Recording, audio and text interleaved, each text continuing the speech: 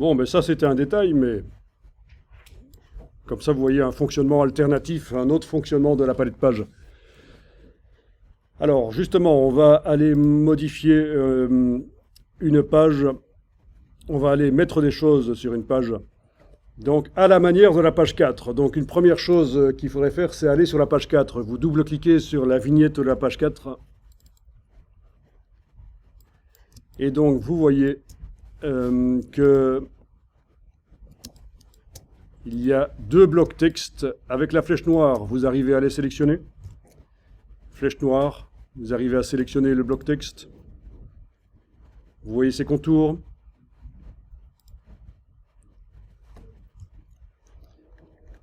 Bloc du bas aussi. Une image au centre. Tout ça fonctionne, vous arrivez à sélectionner.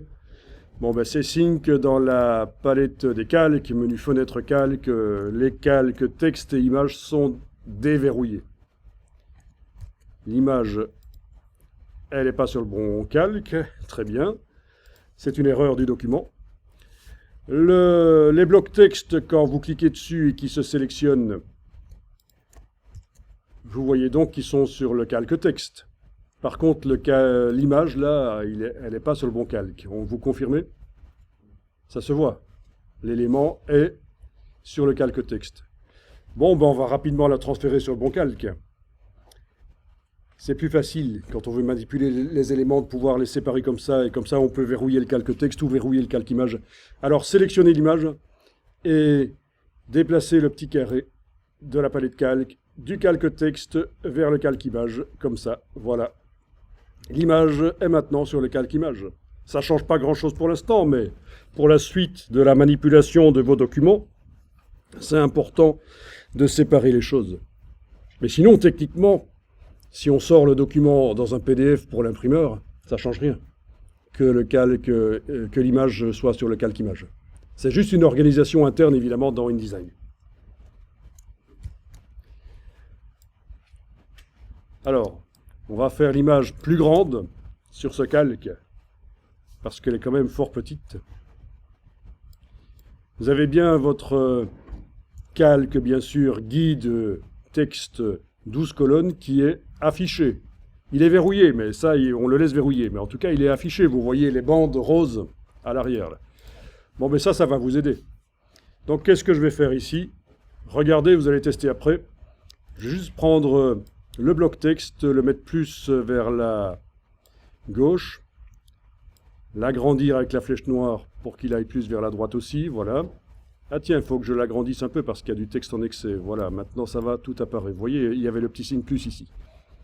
Je vais faire la même chose pour en bas, parce qu'il n'est pas question bien sûr que je laisse le bloc d'en bas tel qu'il est là alors que celui du dessus est comme ça. Ce serait une mise en page un peu foireuse. Donc voilà. Descendre le bloc. Et du coup, il y a plus de place pour l'image, et on va pouvoir l'agrandir avec l'outil de transformation manuelle, parce que si vous utilisez la flèche noire, vous faites juste du recadrage. J'annule, CTRL Z. Non, c'est avec la transformation manuelle en ayant sélectionné le bloc de l'image, et pas en ayant double-cliqué sur lui, avec le bord qui devient brun au lieu de bleu.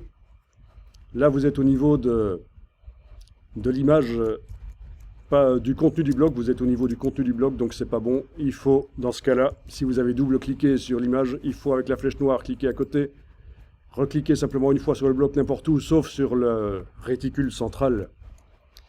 Et avec l'outil de transformation manuelle et la touche Shift enfoncée pour que ça reste proportionné, vous allez pouvoir agrandir l'image, la repositionner. Voilà. Et tiens, on va la repositionner pour qu'elle soit alignée par rapport au texte.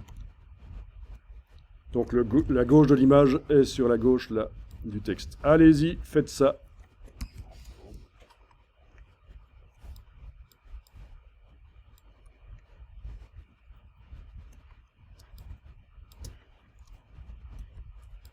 Quand on enlève l'œil en face des colonnes guides et qu'on affiche en aperçu, en n'ayant rien qui est sélectionné, vous voyez ce que ça donne. Rien ne vous empêche de déplacer encore un peu en vertical. Voilà. Avec la touche Shift, je déplace en vertical parfaitement. Par rapport aux guides qui n'apparaissent plus, je suis bon, puisqu'ils étaient verticaux. Si je déplace verticalement les blocs, ils sont toujours collés sur les guides, il n'y a pas de problème.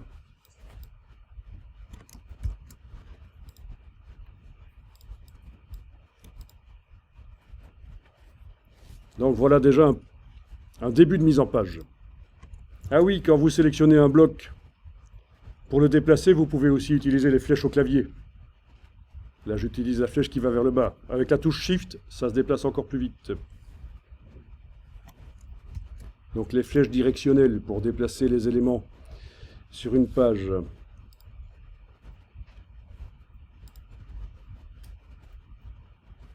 Ces flèches-là, bien sûr.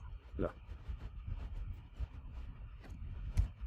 Et dans ce cas-là, uniquement en vertical, puisqu'on veut que ça reste calé sur les colonnes guides.